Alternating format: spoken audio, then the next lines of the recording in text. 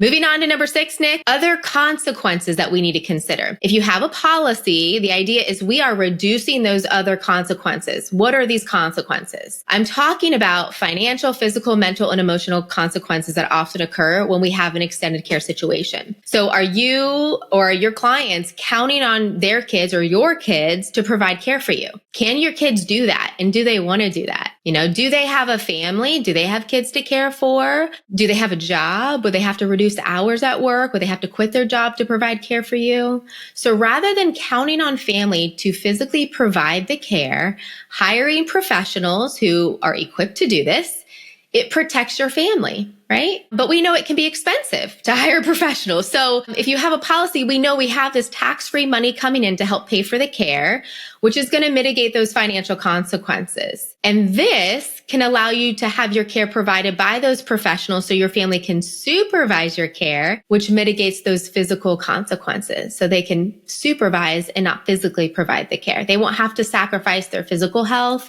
their time, their energy, their job to give you the care that you really need and you deserve. It's also going to reduce those mental and emotional stressors because you're bringing in quality care, right? And your family's not having to provide that care.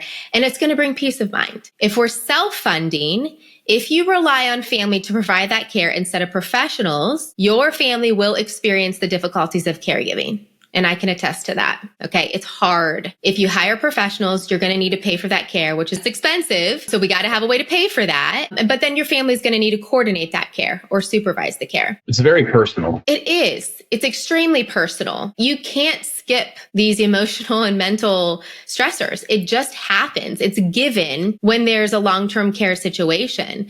And so there's no way to completely avoid it, but we can reduce it. We can reduce it if we have a plan of who's going to provide care, where we're going to receive care, and how are we going to pay for care. That's really the goal here.